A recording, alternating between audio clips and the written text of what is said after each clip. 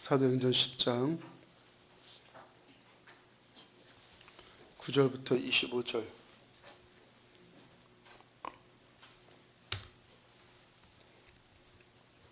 (9절부터 25절) 한 절씩 교독하였습니다. 이튿날 그들이 길을 가다가 그 성에 가까이 갔을 그때 베드로가 기도하려고 지붕에 올라가니 그 시각은 제6시더라.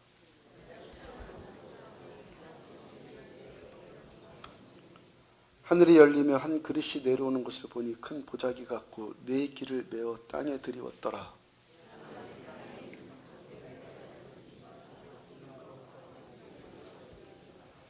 또 소리가 있으되 베드로야 일어나 잡아먹으라 하거늘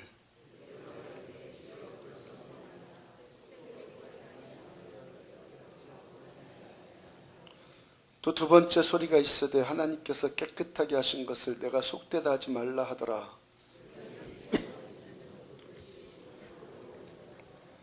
베드로가 본 바 환상이 무슨 뜻인지 속으로 의아해하더니 마침 고넬료가 보낸 사람들이 시몬의 집을 찾아 문 밖에 서서 베드로가 그 환상에 대하여 생각할 때 성령께서 그에게 말씀하시되 두 사람이 너를 찾으니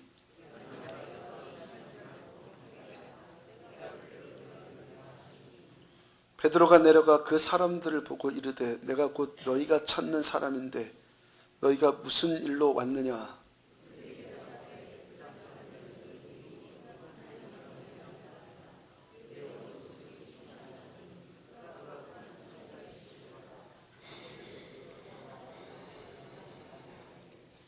베드로가 불러들여 유숙하게 하니라. 이튿날 일어나 그들과 함께 갈새 요빠에서 온 어떤 형제들도 함께 가니라.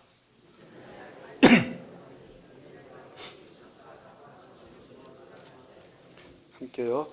마침 베드로가 들어올 때 고넬료가 맞아 발 앞에 엎드려 절하니 이튿날이란 제목으로 사도행전 100번째 말씀 전해드리도록 합니다. 토마스 에디슨이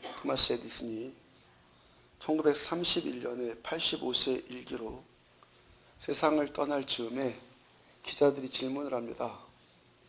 당신이 생전에 1000가지 이상의 탁월한 발명을 했었는데 어떻게 그렇게 노인이 되었는데도 그렇게 왕성한 발명 활동을 하실 수 있습니까? 에디슨이 대답합니다. 믿음입니다.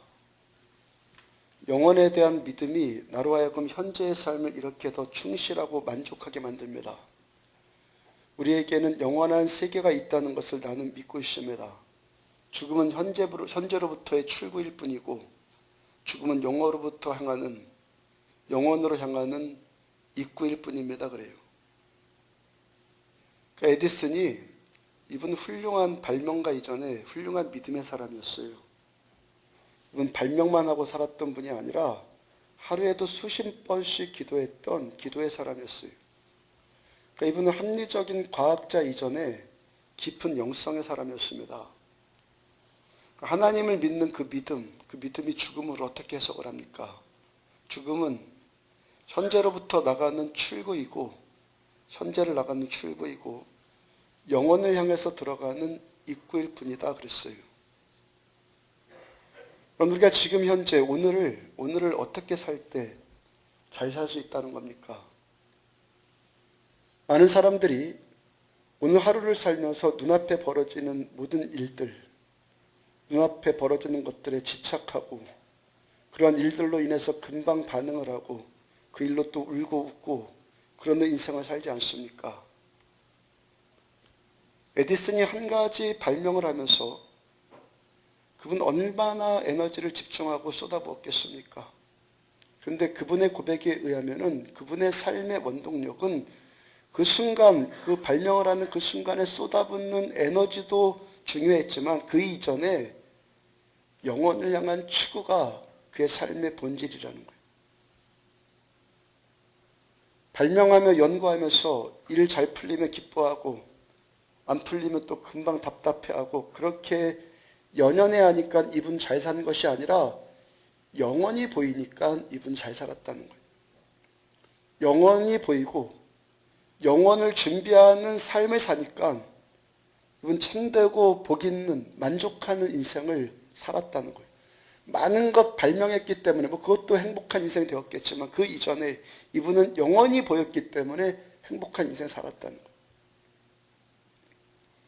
성 어거스틴이 그에 대해서 또 탁월하게 정리한 말이 있어요.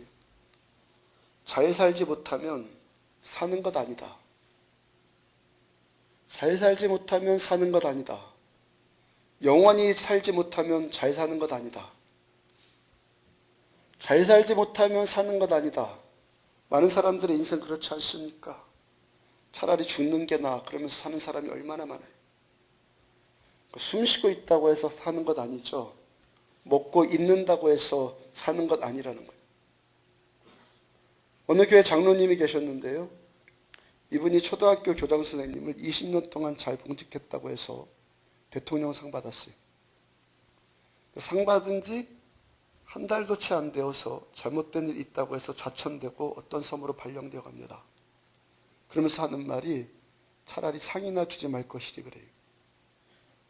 그러니까 세상에서 상 받았다고 해서 그 상이 영원히 가는 것 아니라는 거예요. 어차피 세상 것들은요. 잠시 후면은 얼마 오면 다 지나가요. 돈 있는 것이요.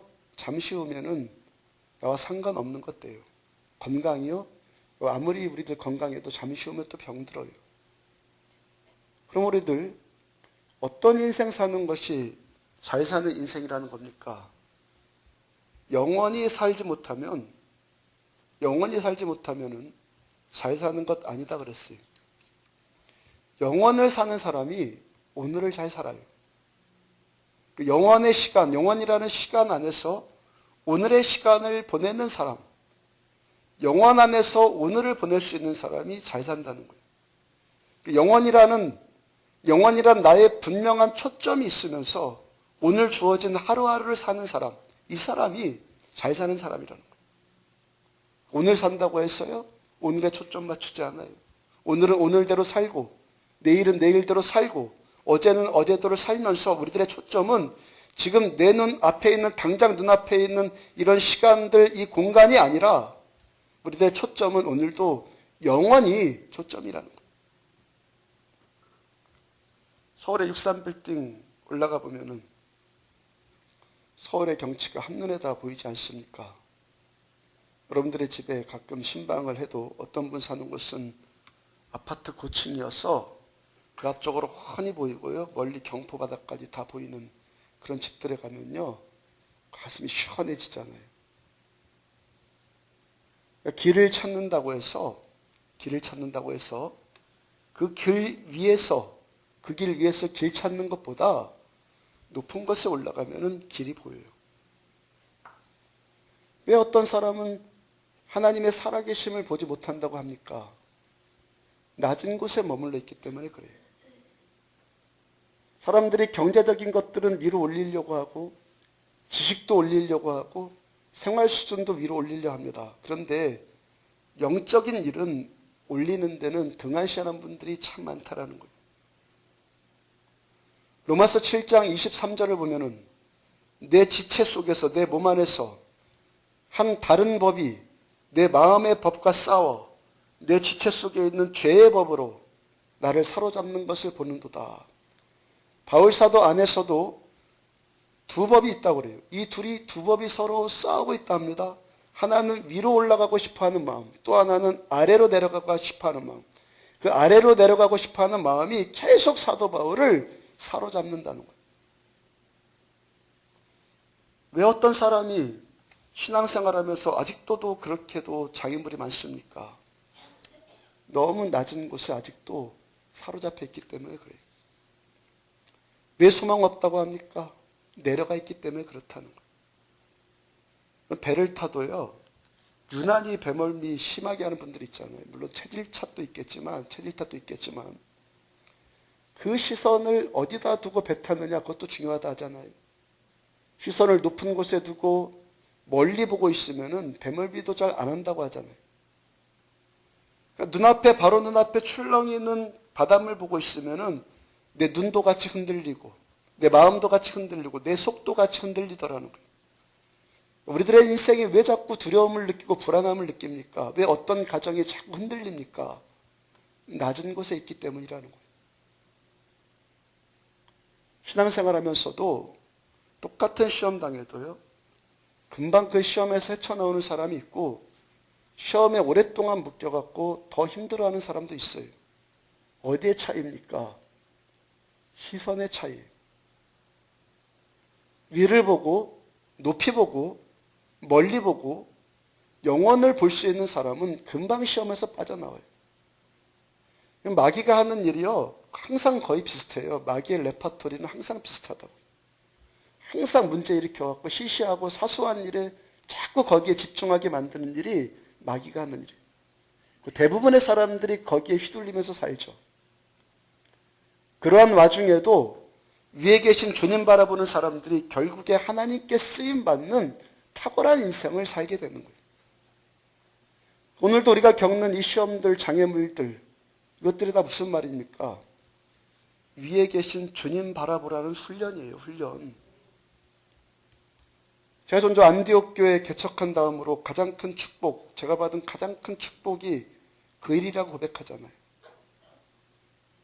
제가 여기까지 오면서요, 그 여러 가지 장애물들, 그런 것들을 겪으면서 하나님만 바라보고 하나님께로만 피하는 연습이 자꾸 그만큼 되어가고 있는 거예요.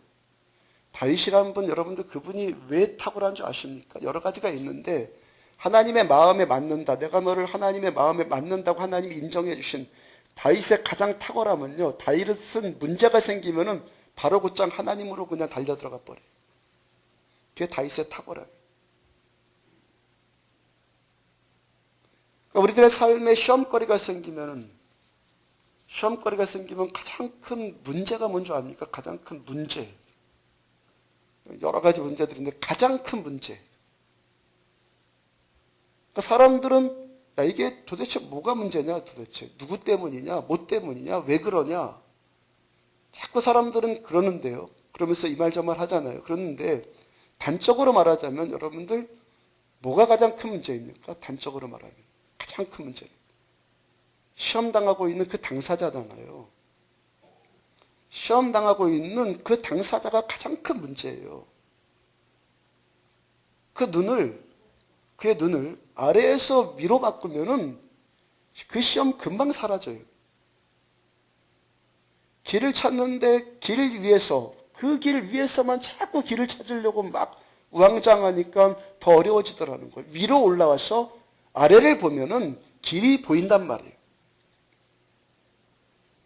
하나님의 백성들은 우리가 겪는 이 모든 일들이 뭡니까? 하나님의 지혜로 보면은 우리들은 오늘도 위를 바라보는 훈련을 받고 있는 거예요. 오스트리아의 정신의학자인 빅터 프레클 박사가 있어요. 이분이 2차 세계대전 당시에 사람들을 가스실로 끌고 가 죽였던 아이슈비츠 수용소에 갇히게 되었어요. 그분 수용소로 잡혀가면서 그동안 자신이 연구했던 그 논문이 하나 있었는데 그것을 속옷 안에다가 감추어서 갔어요. 내가 다 포기해도 이 연구만은 포기할 수 없다. 나의 인생 가운데서 이건 내 목숨만큼 소중한 것이다. 그 생각을 해요. 수용소에 끌려가면은 가장 먼저 신체 검사 받지 않습니까? 속옷까지 다 벗기고 벗김당하고 결국 원고를 빼앗겼어요. 그분의 삶의 이유였고 생존하는 목적을 다 빼앗겨 버리니까 절망을 해요. 지금 이분이 그 시선이 아래에만 지금 붙들려 있는 것 아니에요. 아래만 보고 있으니까 장애물 만나서 살 소망을 잃어버리고 절망을 해요. 그렇게 수용소에 갇혀서 원고 다 잃어버리고 모든 자유를 빼앗기고 고개 푹 숙이고 있는 인생 얼마 동안 그러고 있다가 그분의 속에서 이런 질문이 하나 올라와요. 내가 정말 모든 자유를 다 뺏긴 걸까? 고민하기 시작해요. 내가 정말 나의 모든 자유를 다 박탈당한 걸까? 이분 깨닫습니다. 자신이 자유를 다 빼앗긴 것이 아니라 자유를 뺏겼다고 생각하는 자신의 생각이 자유를 뺏겼다는 것을 알게 돼요. 원고를 내가 빼앗겼다? 내가 수용소에 갇혔다라는 그 생각하는 자신의 생각이 자기를 구속하고 있다는 것을 이분이 깨닫게 돼요. 아, 남이 나를 가둔 것이 아니라 내 생각이 지금 나를 가두고 있구나. 이걸 깨달았단 말이에요. 그 수용소에 끌려가서 자기가 입고 있었던 옷, 그 옷 다 빼앗기고 거기서 주는 누더기 같은 옷 입었는데 그 옷 번갈아서 입는 옷 아닙니까? 그 전에 어떤 사람이 가스실로 끌려가기 전에 어떤 사람이 입었던 옷. 그 옷의 주머니에 손을 넣어보니까 꼬깃꼬깃한 종이 한 장 들어있어요. 펴보니까 성경 말씀이 하나 기록되어 있습니다. 유대인들이 가장 좋아하는 말씀, 신명기 6장 4절 5절 말씀. 이스라엘아 들으라. 우리 하나님 여호와는 오직 유일한 여호와시니 너는 마음을 다하고 뜻을 다하고 힘을 다하여 내 하나님 여호와를 사랑하라. 이분 그 말씀 거기서 보면서 몸이 전율이 돼요. 아, 하나님은 이 안에서도 살아계시는구나. 나는 이 안에서도 하나님의 사랑을 받고 있구나. 나는 이 안에서도 하나님을 사랑할 자유가 나에게 있구나. 이분이 위를 향해서 눈이 열린 것 아니에요. 위를 향해서 눈이 열리니까 자기가 여전히 자유롭다는 것을 깨달아요. 영원을 향한 소망이 생깁니다. 그러니까 영원에 대한 소망이 생기니까 지금 현실을 이겨낼 수 있는 용기가 생기고 지금 이 현실 가운데서 내가 도대체 뭘 어떻게 해야 되는지 그 지혜가 생겨요. 영혼에 대한 눈이 열리니까요. 현실을 어떻게 살아야 되는지 지혜가 열리더라는 거예요. 아, 이제부터 나는 이 수용소를 나의 연구실로 삼겠다. 나는 여기서 만나는 사람들, 이 사람들의 모든 행동과 심리를 관찰하면서 여기서 나는 논문을 쓰겠다라고 생각을 해요. 그 결단과 함께 하나님 저를 도와주세요 하면서 간절히 기도하기를 시작합니다. 기도하면서요. 남이 버린 휴지 조각들, 그렇게 모아놓은 휴지 조각들, 그런 것도 하나하나 모아갖고 생각날 때마다 관찰한 것들을 그 조각들에다가 기록을 합니다. 2차 세계대전이 끝났어요. 다행히 이분 죽어서 나가지 않고 살아서 감옥에서 나왔어요. 그리고 그 지금껏 모아놓은 그 휴지 조각들을 다 가지고 나와서 삶의 의미를 찾아서라는 탁월한 책을 발간해요. 삶의 의미를 찾아서 세계적인 베스트셀러 아닙니까? 그 책의 요지는 내가 지금 살고 있는 삶의 의미만 있다면은 아이슈비츠 같은 그 지옥 불구덩이 같은 속에 있을지라도 여전히 나는 잘 살 수 있다는 거예요. 지옥 불구덩이 가운데 있을지라도 여전히 나는 잘 살 수 있다. 이분이 그 후로 정신의학사에서 새로운 한 획을 긋는 로고테라피라는 의미치료법이라는 장을 여는 대학자가 돼요. 여러분, 지금 저와 여러분들의 상황이 아무리 악할지라도 가스실로 언제 끌려갈까? 그 죽을 날만 기다리는 아이슈비츠보다는 나을 것 아니겠습니까? 거기보단 낫잖아요, 우리가. 근데 거기서도, 그 안에서도 위를 향한 눈이 열리니까 길이 보이더라는 거예요. 그 영혼 속에서 현재를 보니까 문제가 더 이상 문제되지 않고 시험이 더 이상 시험되지 않더라는 거예요. 오늘 사도행전 본문에서 로마 사람 백부장 고넬료, 이분 참 경건한 사람이었다고 계속 말씀 전해드려요. 고넬료가 기도하는데 환상이 임합니다. 천사가 왔어요. 그래서 요바에 있는 베드로에게 가서 그를 청해와라는 음성을 들어요. 고넬료가 그 음성에 순종해서 휘하에 있었던 경건한 병사 한 사람과 두 사람의 종을 베드로에게 보내요. 베드로가 있는 요바와 고넬료가 있는 가이사라는 직선거리로 한 50km쯤 떨어져 있어요. 당시가 또 도로도 제대로 나 있지 않을 때니까 직선거리 50km면 꽤 가야 하는 거리 아니겠습니까? 종들이 부지런히 걸어서 욥바를 향해 가고 있는데, 그러면 욥바에 지금 있는 베드로, 지금 그 시점에서 종들이 가고 있는 그 시점에서 욥바에 있는 베드로는 그들이 오고 있다는 것을 알았겠습니까? 또 그들이 만약에 베드로가 기거하는 욥바에까지 왔다고 하더라도 베드로가 그들을 만나주거나 그들의 말을 믿어줄 이유가 어디에 있어요? 베드로 지금까지 이방인들에게 복음을 한 번도 전해보지 않았던 보수적인 히브리파 유대인이에요. 구원은 유대인들에게만 있다는 선민의식의 영향을 받고 지금까지 살았던 사람이에요. 그런 베드로에게 이방인 고넬료의 심부름꾼이 왔다고 해서 그들에게 반응할 이유가 뭐가 있겠냐는 거예요. 오늘 보면 9절을 보면은 이튿날 그들이 길을 가다가 그 성에 가까이 갔을 그때 베드로가 기도하려고 지붕에 올라가니 그 시각은 제6시더라. 베드로가 기도하는데 그 시점이 언제라고 합니까? 베드로가 기도하는 시점. 언제라고요? 첫 단어가 뭐예요? 이튿날. 이튿날은 처음에 고넬료가 기도하는 중에 기도하는 것 가운데 욥바에 있는 베드로에게 가라는 하나님의 음성을 듣고 난 다음 이튿날. 그러니까 베드로는 그 다음 날 고넬료가 먼저 듣고 그 다음에 베드로가 그 다음 날 지금 이튿날 들었죠. 고넬료의 심부름으로 하인들이 오고 있는 중에 이튿날. 그리고 그 시각은 제6시더라. 그 6시더라 말씀하셨는데 유대인들의 6시는 우리에게 있어서 6시간을 더해갖고 12시, 우리 시간으로는 낮 12시. 역사가 요세푸스에 의하면요, 전통 유대인들은 하루 3번씩 기도를 합니다.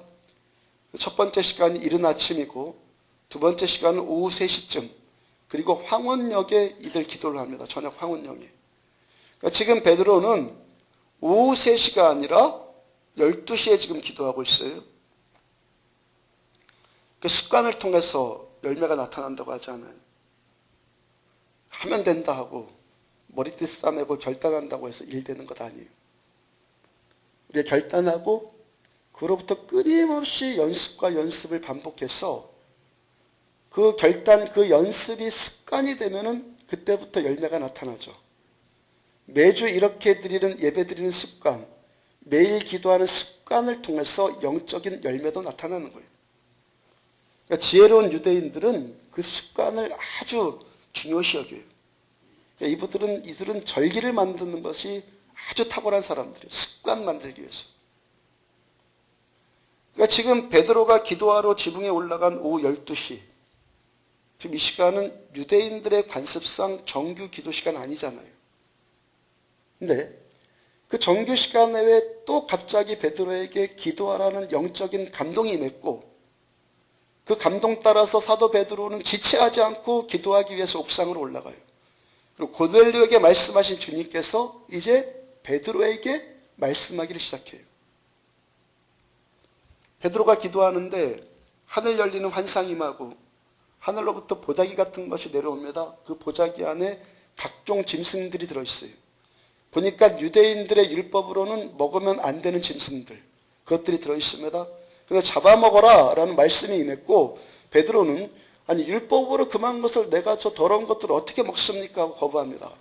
15절을 보면은 또 두 번째 소리가 있으되 하나님께서 깨끗하게 하신 것을 네가 속되게 하지 말라. 하나님이 깨끗하고 하신다는 것을 너 왜 네가 더럽다고 하느냐라고 말씀이 임해요. 그것이 그 음성이 3번 반복해서 들려요.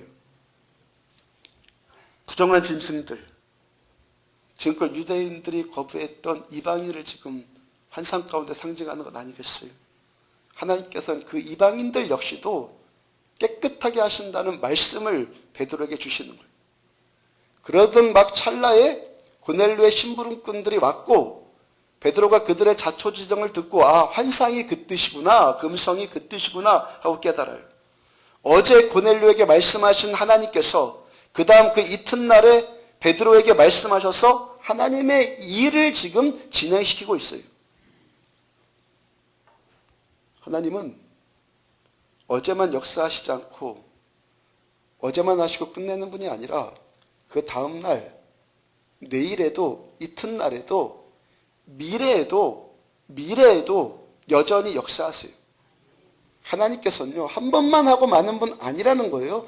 한 번 시작하신 일을 끝까지 마칠 때까지 이루시는 분이 우리 하나님이에요. 좀 이 얘기 들은 분들도 계실 텐데 기도하는 마음으로 같이 들어주세요. 전 중학교 2학년 때 처음 친구들에 의해서 교회 끌려가다시피 해갖고 교회 다니게 되었어요. 친구들이서 자꾸 저보고 교회 가자 해서 자꾸 가자 해서 야 그래 한번 가보자 그래. 그리고 갔어요. 그때 제가 살던 집에서 제 본교회 가는 길을 설명하자면은 집에서부터 뭐 이리 꺾이고 저리 꺾이고 그렇게 해서 교회까지 오는데 마지막에 좌회전을 딱 하면은 교회가 정면으로 보여요. 교회가 정면으로 딱 보이니까 이제껏 안 보였을 땐 괜찮았는데 그 눈에 교회가 딱 보이니까 또 갑자기 너무너무 가기 싫어지더라고요. 난 못 가 그러니까 그 두 친구가 갑자기 제 팔짱을 양쪽에서 탁 끼더니 저를 끌고 가다시피 해갖고 처음으로 제가 교회 갔잖아요. 지금도 제가요 그 친구들이 너무도 고마운 거예요.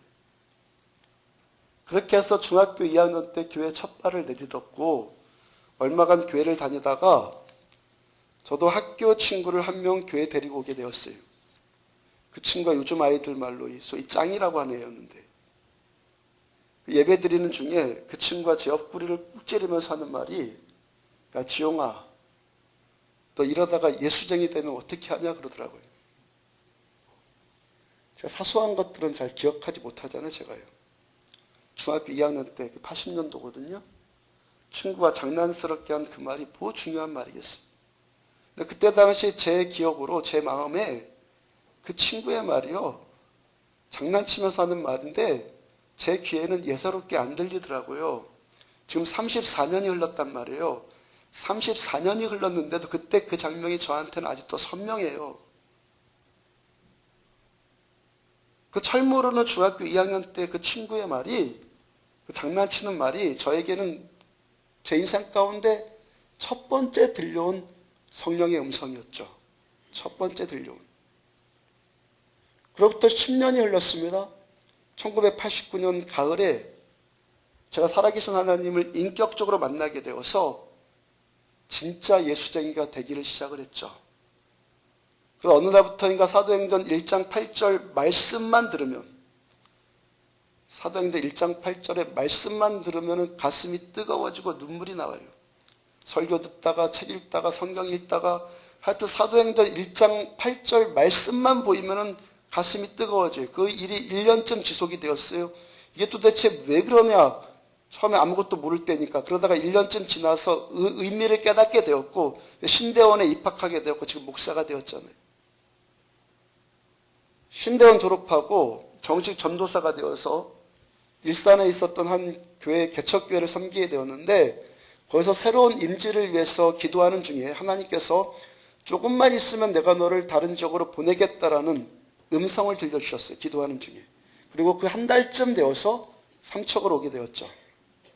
삼척에서 한 3년 반쯤 부교육자로 있다가 또 새로운 임지로 가야 되어서 매일 밤마다 교회 가서 작정기도 했어요. 작정기도한 마지막 날에 하나님이 환상을 보여주시는데 교회터가 보입니다. 교회터가 보이고 굉장히 가까운 곳이었어요.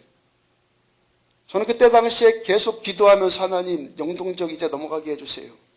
기도하는데 하나님이 저한테 보여주신 터는 아주 가까운 터였어요. 그 이튿날이에요. 그 이튿날 제가 섬기던 담임 목사님 오늘 못 오셨는데 서울 가시느라고 같이 예배드린 목사님 저를 부르셔가지고 강릉에 있는 어떤 교회 목사님이 원로로 퇴임하기 1년쯤 남겨놓은 목사님이 계셨는데 저를 좀 보내달라고 했다고 너 거기 갈래? 그러시더라고요. 거기에 갔죠. 가서 또 사역지를 또 옮기기 위해서, 옮겨야 해서 또 금식으로 기도하라는 감동이 저에게 왔고 매일 아침마다 한 50일 정도를 작정 기도하는데 마지막 날에 개척하라는 음성을 또 주셨잖아요.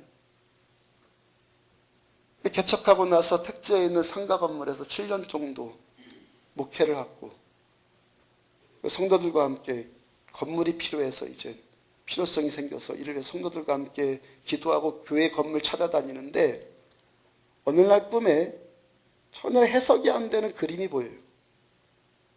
분명히 하나님이 보여주시는 꿈은 맞는데 해석이 안 돼요. 제가 교회를 가는데요. 전혀 가보지 않았던 산길, 해변길 같은 낯선 길로 가고 헐레벌떡 해갖고 교회를 갔는데 교인들이 한 10대분 앉아 계시더라고요. 주로 노인들 앉아 계셨는데 처음 보는 분들이. 설교를 하다가 꿈을 깼는데 분명히 하나님이 보여주신 꿈은 맞는데 해석이 안 돼서 도대체 이게 뭔 일인가 하는데 우리 교회가 통합이 되고 나서 제가 그 꿈이 해석이 됐잖아요. 하나님께서 어떨 때는 말씀으로 주시고 성경 말씀으로 어떨 때는 보여주시고 환상으로 어떨 때는 마음의 감동으로 주시고 어떨 때는 꿈으로 보여주시고 인도하셨어요. 그렇게 여기까지 저를 인도해 주셨어요. 여러분들의 지금까지의 삶이 그러하듯이 저 또한 그 과정들 가운데서 많은 사건들, 많은 문제들 겪지 않았겠습니까? 그러나 여기까지 저를 인도하신 하나님께서 지금도 역시 인도하고 계시고 앞으로도 여전히 인도하실 거라는 말씀이에요. 이게 오늘 본문의 이튿날이에요.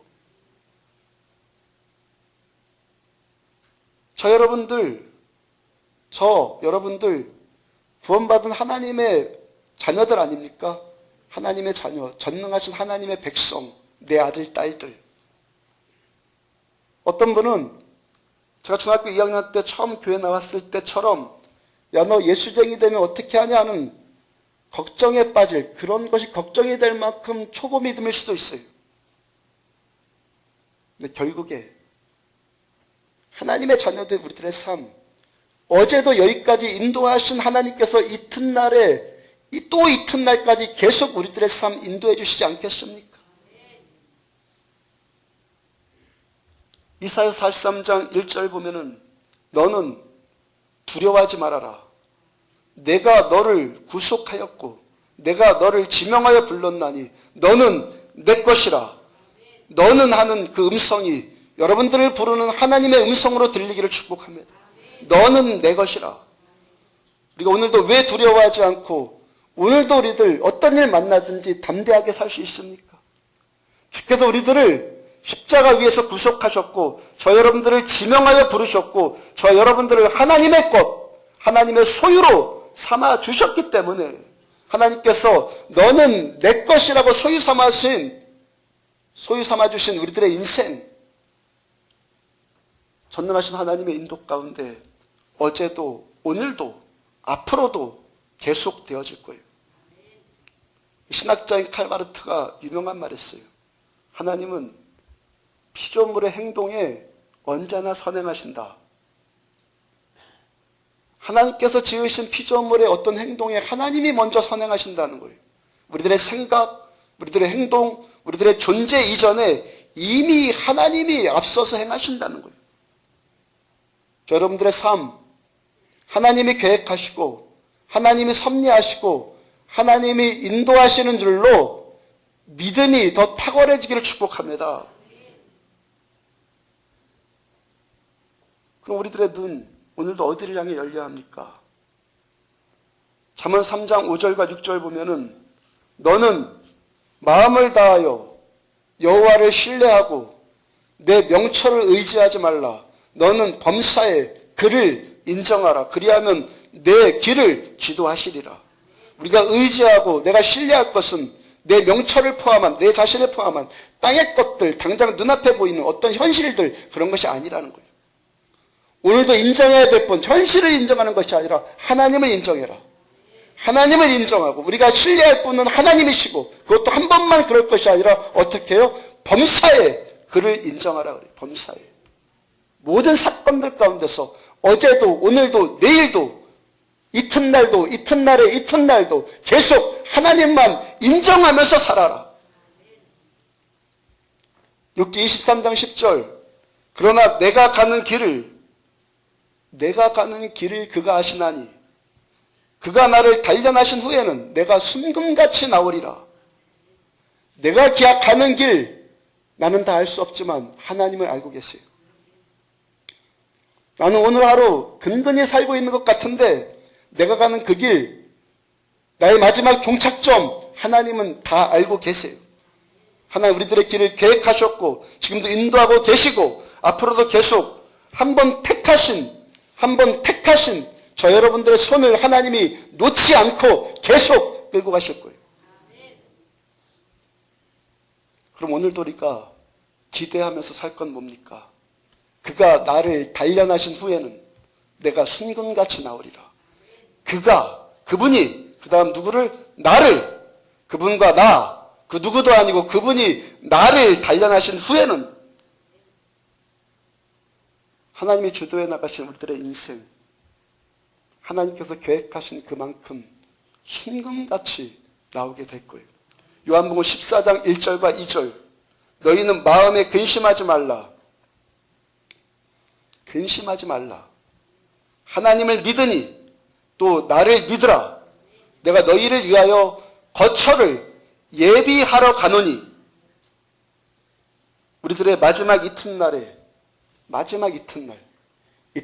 이튿날 또 이튿날, 마지막 이튿날에 주께서 계획하시고 주께서 예비해 놓으신 우리들의 거처가 있다고 말씀하세요. 그러므로 오늘도 우리들 두려워하지 말고 근심하지 말고 예수님만 바라보고 환경을 인정하지 말고 살아계신 전능자 하나님을 인정하고 하나님의 말씀만 인정하면서 오늘을 살아가라는 거예요.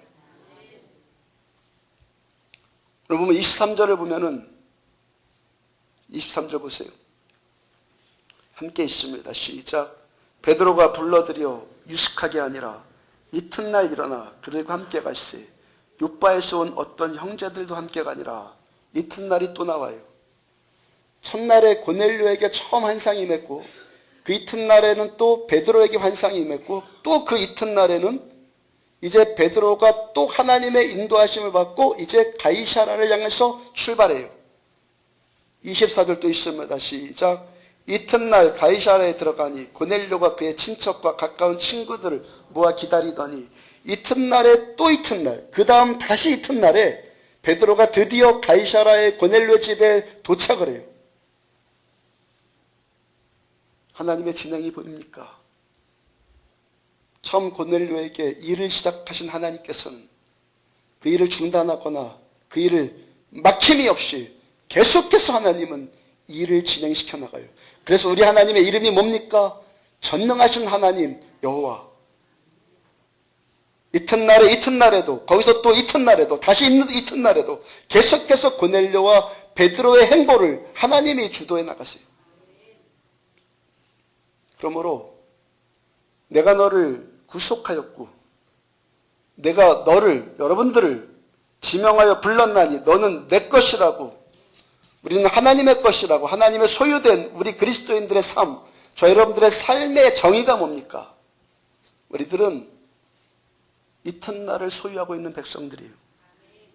우리들은요 이튿날의 가치를 아는 사람들이라고요. 육신의 호흡이 멈췄다고 해서 다 끝난 것 아니에요. 하나님이 예비하신 또 이튿날이 우리들을 기다리고 있어요. 그 이튿날의 끝이 어디입니까? 영원. 에디슨의 고백처럼 죽음은 현재의 출구일 뿐이고 영원을 향한 입구예요. 오늘도 우리들 그 영원을 준비하면서 영원을 기대하면서 오늘을 사는 사람들이에요. 오늘 땅의 것들 연연해하고 그것 때문에 망설이고 그것 때문에 집착하고 그것 때문에 혼돈스러워하면서 사는 사람들이 아니라 오늘 저 여러분들은 위의 것들을 바라보면서 사는 사람들이에요. 에디슨 이야기 한 번 더 하겠습니다. 이분 젊었을 때 실수로 고막을 다쳤어요. 나이가 들면서 점점 귀가 어두워지니까 병원에 의사를 찾아갔습니다. 수술하면 고칠 수 있습니다 라는 의사의 말을 듣고 수술하기로 결정하고 날 잡았어요. 근데 막상 수술 날짜가 되었는데 에디슨이 병원에 제 시간에 나타나질 않습니다. 에디슨의 조수가 이 양반 도대체 어디 갔나 하고 한참 찾아보니까 천연스럽게 연구실에서 앉아서 연구하고 또 있더라는 거예요. 병원에 다시 왔어요. 의사가 선생님 귀를 고치지 않을 작정이십니까? 그대로 있다가는 귀머거리가 되고 맙니다 그랬어요. 그대로 있으면 귀머거리 되고 맙니다.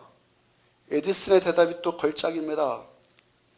그 시끄럽고 잡스러운 세상 소리는 안 듣는 것이 훨씬 편하겠어요. 차라리 귀머거리로 사는 것이 제 연구 생활에 도움되겠어요. 여러분들, 우리들의 삶이요, 적당히 듣고 살면 될 것을 필요 이상으로 많이 들어서 말썽이지 않습니까? 귀가 너무 밝아서 말썽이라고요.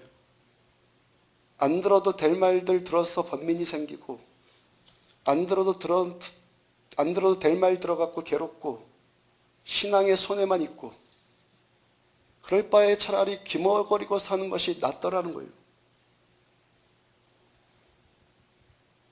우리 하나님의 백성들에게는 크게 두 종류의 소리가 있어요.